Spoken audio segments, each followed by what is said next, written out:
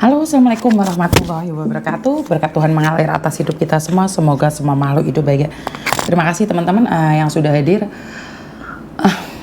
Ada beberapa orang ini telepon saya, SMS saya mengatakan bagaimana caranya melaporkan tentang rentenir. Habis itu saya tanya, kamu siapa mbak, seperti apa, bagaimana, dan dia bilang saya tidak mau masuk di YouTube Miss Yuni, saya cuma ingin Miss Yuni membantu saya untuk melaporkan rentenir. Pengosan di apa? Saya nggak ngerti kenapa maksudnya dan seperti apa maunya, saya nggak tahu. Saya cuma ingin melaporkan saja Miss Yuni, jangan telepon saya, jangan masukkan saya di YouTube. Kok kayaknya kamu yang lebih ganas daripada rentenirnya mbak. Jadi saya nggak tahu nih maksudnya seperti apa dan bagaimana.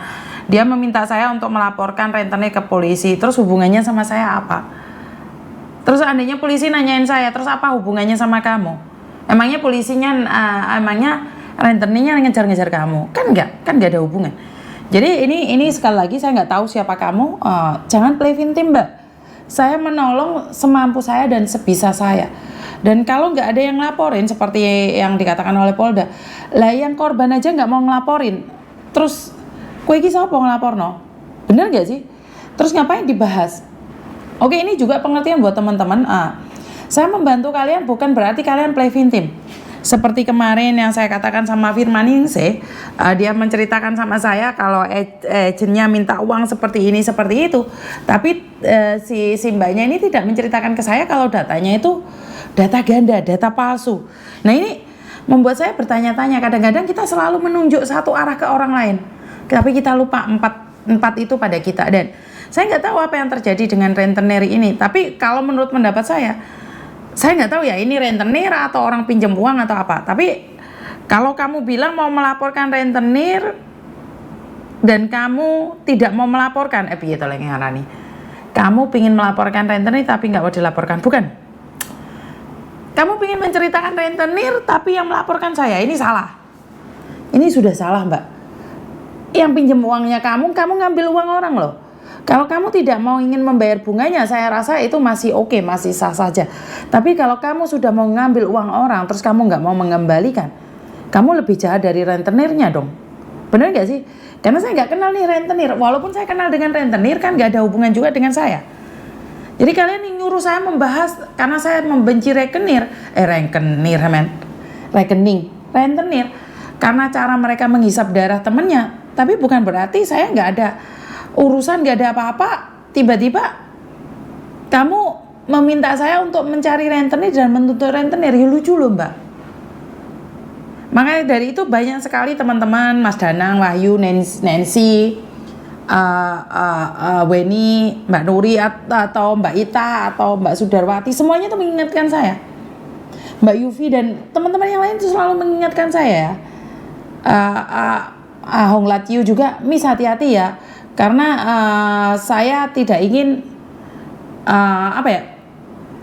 Miss Yuni terjebak oleh preventif. Jadi saya nggak tahu. Gini, aku dulu pernah bantu teman gadain paspor di TKW yang rentenir. Aku mau nebus, dia nggak mau. Kalau bunganya nggak pas, jadi dia mau laporkan aku ke pengacara Indonesia dengan alasan aku nggak mau bayar uang. Padahal pasporku ada di Indonesia. Rentenirnya ada di Hong Kong, apa aku bisa dituntut balik Miss, karena data aku di dia dan di Indonesia lagi aneh ya, aku cari nggak dapat karena kartu harus pakai kartu otomatis harus ganti. Saya nggak tahu nih maksudnya apa, saya nggak paham maksudnya gimana dan seperti apa ya, karena sekali lagi bagi saya dia minta tolong tapi dia sendiri tidak ingin berbicara. Jadi saya nggak tahu, saya nggak ingin membahas, saya nggak ngerti juga. Ada pengacara atau seperti apa, saya nggak tahu nih. Pertanyaannya bagi saya sangat membulet.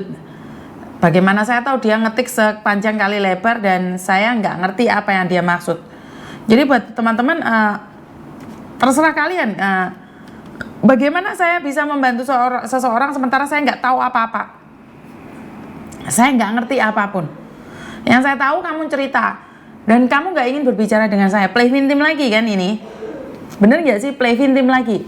Jadi banyak sekali yang telepon saya play victim, saya nggak mau. Saya sudah takut dengan membantu orang seperti dicate ulo.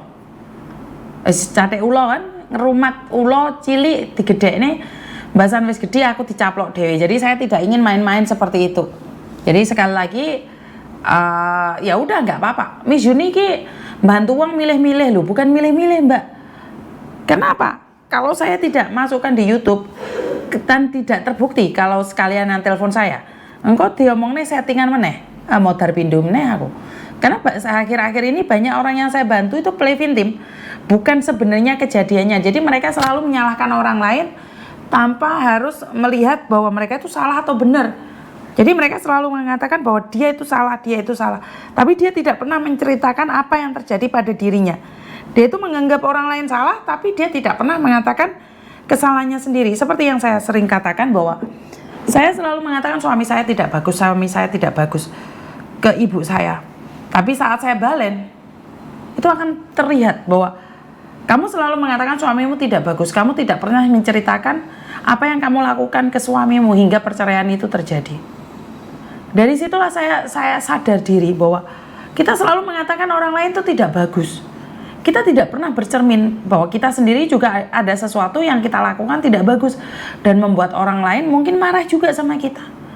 Karena itu saat saya bermasalah dengan siapapun, saya pingin mengungkapkannya, saya pingin marah, tapi kadang-kadang saya pasti ada dua belah pihak yang terprovokasi.